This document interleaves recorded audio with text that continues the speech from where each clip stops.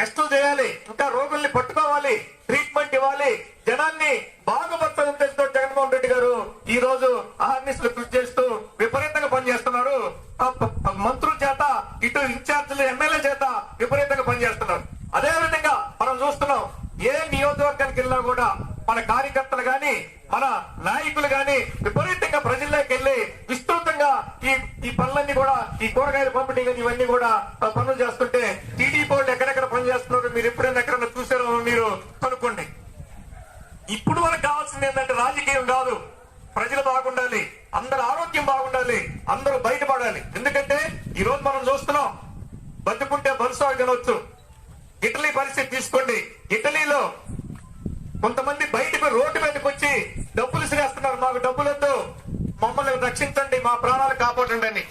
కొన్ని అపార్ట్మెంట్లు అయితే శవాల్ని కాల్చడానికి కూడా